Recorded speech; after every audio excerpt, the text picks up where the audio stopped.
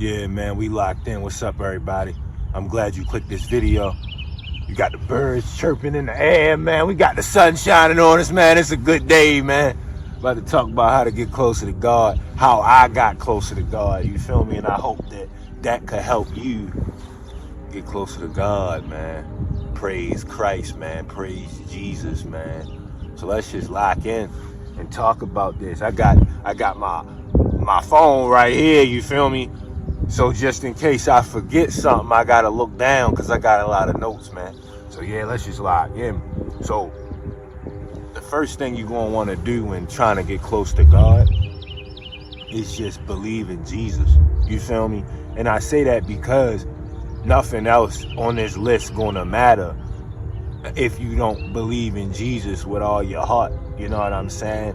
And that belief will be strengthened in time. It might feel weak now, but it will grow as you continue to grow with it. You know what I'm saying? It's the devil that have you think that you far from God. You feel me? It's the devil that have you think that something wrong with you. Like I used to be, like back in the day, like I'm a sinner now. I still be sinning. But back in the day when I was really sinning, I felt like I was too dirty to talk to God. I felt like I was too wrong to come to God. Like he was beyond me to the point where I couldn't come to him. Like I was too unclean. Felt like I was undeserving, like to even pray or something. Like, you feel me? But the Bible say, I am with you always, even until the end of the world, you know? And that's like God with us now. Even if you could have just killed a nigga, you could have just killed him. God's still with you, you feel me? Like, and those people who believe in Jesus, God's still with them. You know, God with us. Draw near to him, he draw near to you. He not going to forsake us. He will. The Bible say, I will not leave you nor forsake you. So that thought that I was even, like the thought that you even far from God, the thought that you not close to God is the devil making you think that you can't reach him. You know what I'm saying? So that's step one. Just believe in Jesus and believe that you got him in your heart and you saved. You feel me? So number two, turn from sin. And I know I said, like, you know, God with you always, but it is a level of sin where you can get into where you not near him. The Bible say knocking, the door will be open. You know, you not knocking. The door right there. God ain't go nowhere, but you not knocking because you sinning too much. And I can't judge you, you feel me? Because I'm a sinner also. You know, I sinned today, yesterday. I probably sinned 2 times tomorrow. You feel me? Because I'm a sinner and I can't judge you. But it is a fact that turning from sin, you feel me, gets you closer to God. The shit that I struggled with was, one thing was smoking. And I'm not here to say smoking is sin. And I'm going to move that. I'm going to talk about that on number 3. But right now we on number 2. But me, I was smoking because I ain't fully believing God. And I was trying to feel something else. You know what I'm saying? Like, I was 90% believing in God, 80% believing in God. You feel me? And 20% believing in, like, some universe beyond. I'm a reincarnate as a damn caterpillar or some bullshit. Like, I was thinking about all this other alternatives. I'm a reincarnate as a nigga billions of light years away and all this shit. And it was like, you know, the Bible say no man can serve 2 masters. You know, you love one and hate the other. So my mind was serving 2 masters. And like when I would smoke, I would get so high, I would start thinking about the other gods that other people believe in. You know what I'm saying? It's only one God. But I was thinking about all these other shits, like, oh yeah, yo, reincarnating this. What if we come back as this? And that's why it was a sin for me to do, because I wasn't doing it. And that bird getting fucked. It ain't no reason he that loud. I was getting too high. You know what I'm saying? It wasn't in a pure way. I'm gonna get back on the smoking thing on number 3, but I'm gonna stay on number 2 for a minute about the stop sinning. Like, I was beating my meat too much. I was stroking my Johnson, busting all over the room and all that.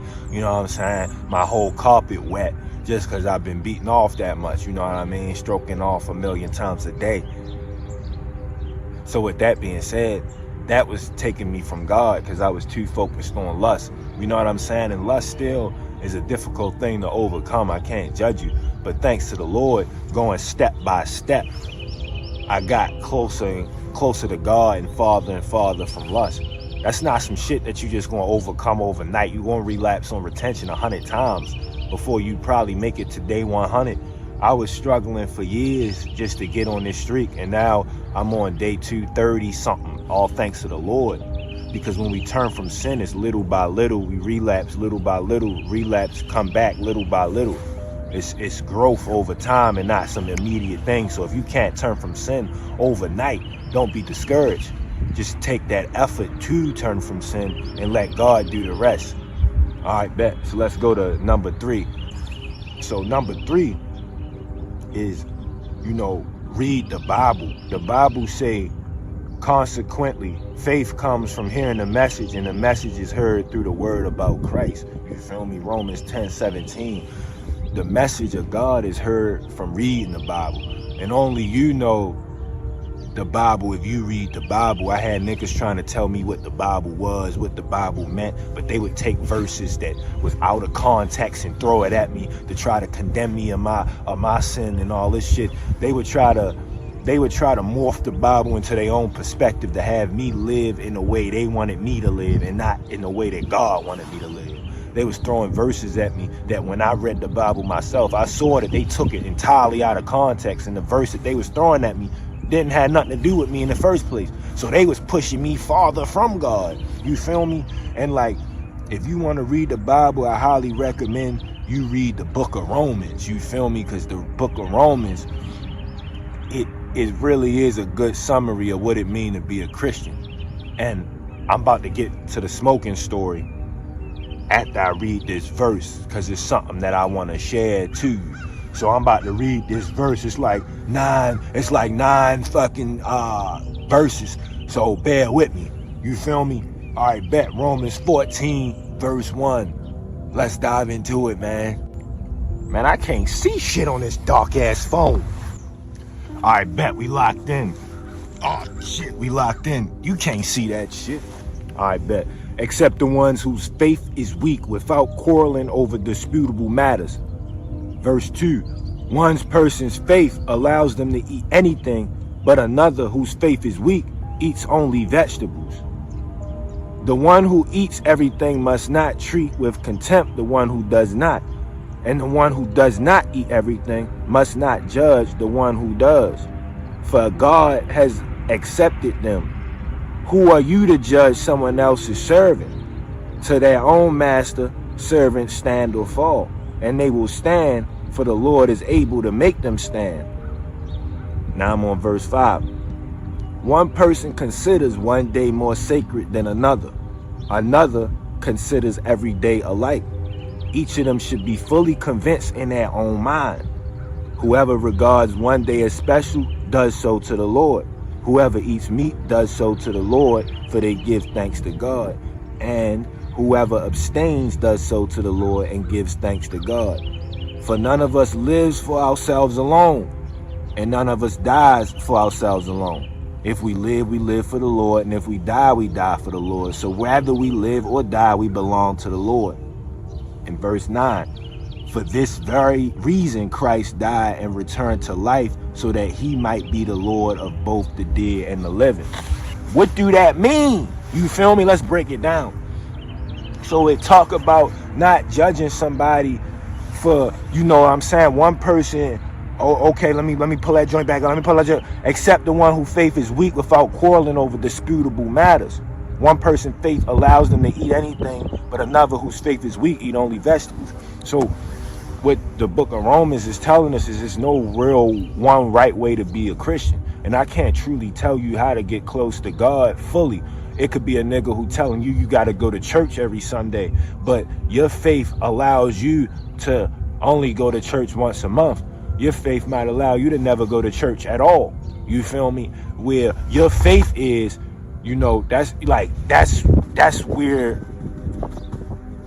your connection to God is. Whatever your faith is. Like, I know some people who don't eat certain meats because they believe that, you know, it's a sin to God. Whereas I know people who eat what they want because they believe that they can. And like back with the smoking shit, I was smoking in the past to try to run from my problems. I was smoking in the past to try to find another way except for God. I was trying to find another way. I was doing a bunch of sinful shit. So to me, back in the day, me smoking in that way, in that manner, to run from my problems and shit, that's a sin. Because I'm putting this shit before God. You feel me? Whereas you might smoke only on a Saturday, and every time you smoke, you open up the Bible. So who am I to say, me, a person who don't open up the Bible, who don't follow God, who is a sinner, who am I to say you wrong for smoking and reading the word? And that's what the book of Romans is. That's why I recommend you read the book of Romans, because it's a lot of people trying to morph people. You feel me? At the end of the day, it's certain sins we gotta turn from, and we know they sins in our heart. But I can't just sit there and judge and condemn you for the shit you doing, because your faith might allow you to do certain things that you know God calling you to do. Now again, that don't mean just go out and commit some type of fucking vehicular manslaughter and shit just cause that, you know, that don't mean go out there and just do whatever the fuck you want to do. But I'm just saying, I can't judge you, you feel me, for taking a shot of liquor. Like, I can't tell you sinning, because like, if a nigga was an alcoholic and struggling with that shit and putting it before God, and then he take a shot of liquor, that's him putting it before God. Whereas you might only drink once a year. You feel me? Now I'm at a point where I smoke probably once a year. You feel me? If that. Like, I smoke like once a year, if that. Because I have turned it back into just letting it be what it is. I believe in Jesus now, 100%. So now my mind and my faith around it is different than what it was then. And that's the beauty of it. That's the evolution. That's the growth. So let's move on to the next point. You feel me? Number 4. That's a perfect segue. Number 4, don't judge. Now this is important, because it's a lot of people, including myself, who be judging others. And it's easy to judge a nigga, you feel me? It's real easy to see somebody doing some stupid ass shit and judging them. It really is. But you feel me? The most important commandment is love the Lord your God with all your heart. And the second one is like it, love your neighbor like yourself. You feel me? We supposed to spread love. With love, is no space for judgment. When we judging, we not loving. You feel me? It's easy to look at a woman who just sucked 100 dicks, and it's easy to call her a hoe. You feel me? It's easy to call her a prostitute and judge her and put her down. You just sucked 100 dicks and let them all bust on you. It's easy to get like judgmental about that. But when you look at it, if you try to look at it from her perspective, maybe she's sucking 100 cocks, 200 balls, because she ain't have a father. Her father ain't give a fuck about her. You feel me? And her mother ain't love her either. Maybe her mother was on crack. You feel me? So and maybe she very beautiful. So the only love she got was from men. That was her parental figure at that point. She ain't never feel no love at home. The only love she felt was with men. And the only time she got love from men was when she let them fuck. So maybe, you feel me, she filling the hole in her heart by filling the hole in her ass. And when you look at it from that perspective, it put it all in perspective. It's like, damn, you feel me? I had love. I had people that loved me. So I ain't had to suck 100 dicks. You feel me? But you ain't had nobody to love you. So no wonder you smacking 200 balls against your face. It's no judgment. You feel me? And watch this. The Bible say when you judge other people, let me get up, my ass cheeks starting to hurt. Oh, my fucking testicles starting to weigh me down. I'm getting cramped up. All right, bet. So look, when you judge other niggas, right? The Bible say by the same metric you judge other niggas, you gonna be judged by. You feel me? The same weight you using to judge another nigga, you gonna be judged by when it's time for your ass to either go to heaven or motherfucking hell, nigga. You feel me? So, yeah. It's like the tortoise and the hare. You feel me? The finish line is Jesus. You the hare. You think you got it all figured out. You running all, you scurrying to the finish line. Meanwhile, you looking at her, the tortoise, who got a slow walk to Christ. You feel me? She might be one dick away from finding God. You feel me? That next cop that she sucked, it might be a pastor. And even though he know he damn sinning, cheating on his wife by getting sucked off right there, he's still gonna read the Bible to her. You feel me? And maybe once he read the Bible to her, she like, damn, yo, I believe in Jesus now.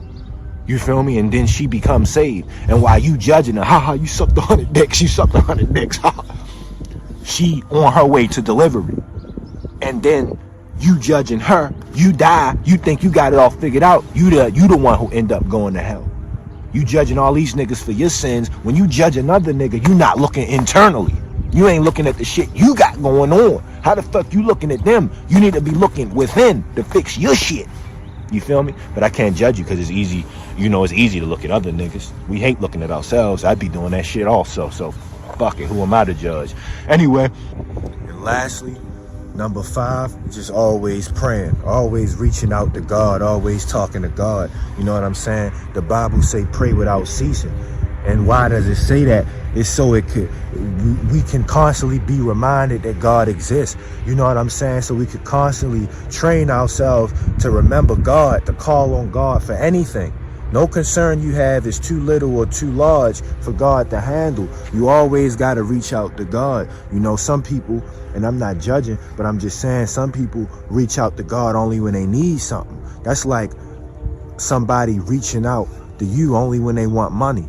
How would you feel? You know what I'm saying? You got to reach out to God when you're grateful, when you're thankful for this, when you're thankful for that. You taking a walk, you see something, you thank the Lord that you could even see, that is even something there for you to look at. You call on God when you sad, when you happy, when you angry. You ask God for stuff. You thank God for stuff. You pray for other people. You pray for yourself. You do ask for things. There's nothing wrong with asking God for stuff. You ask God for stuff, but you also thank God for stuff also. You know, you give and receive. You give thanks and you receive blessings. You know what I'm saying? Don't just call on God when you need something. Call on God when you want to thank him for something. Call on God to bless other people too, not just yourself. But then also call on God to bless yourself. You call on God for literally everything, because that's what we need God for, everything. It's nothing that you're not supposed to be calling on God for. You know what I'm saying? And when you constantly do that, you constantly train your subconscious and you constantly remember that God exists. And when you go through these hard times, you remember, oh shoot, I could pray through this rather than crying, rather than getting upset. I could pray through this. And that's going to build your faith. When you go through these hard times, it's going to build your faith and you will get closer to God. So if you're praying, you feel me? If you turning away from sin, if you believe in Jesus Christ with all your heart, the most important one, I should have even said that one first, but you know, I'm only human. You're not judging others, you spreading love, etc., etc. You will get closer to God.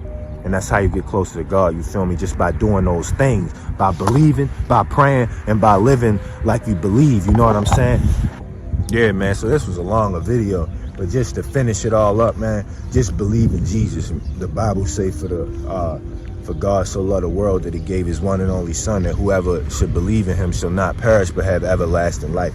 That's what the Bible say. So if you believe in Jesus, and I'm talking about believing in him, I'm not talking about how niggas be trying to, oh yeah, that's actually code. I heard a nigga talk about like, oh, Jesus actually is code numbers and the cross represents the chromosomes in the brain. All this bullshit. Nah, like just believe that Jesus was he actually walked this earth. You feel me? Believe that Jesus actually walked this earth. And if you was born at that time, you could have actually seen him. You feel me? If I invent a time machine, go back in time, I could actually go and see Jesus himself. Jesus actually walked this earth. He died on the cross for our sins, and he resurrected on the third day for us. You feel me? That's what I believe. That's what I recommend you to believe. The beauty of Christianity is all your sins are forgiven if you ask. You feel me? It's no karmic cycle. It's nothing that's gonna come bite you in the ass. You don't have to die for your sin. If you murder a nigga, you don't have to die for it. You don't have to do nothing. You feel me? That's why Jesus died, so we don't have to die for our sin. It ain't no karma. It ain't nothing that's gonna bite you in the ass. You pray for forgiveness and you receive it. If that's, you receive it because that's the Lord's will. So don't think that, you too dirty or you too guilty or you too whatever the fuck to find God. At the end of the day, you can be saved if all you do is just pray and ask for the Lord. All right, man. Leave a like, comment, subscribe. Music channel link in bio. Man, the song called Bumble Dragonfly, man. Check it out, man. The man song called Bumble Dragonfly. I love y'all, man. And always, praise Christ.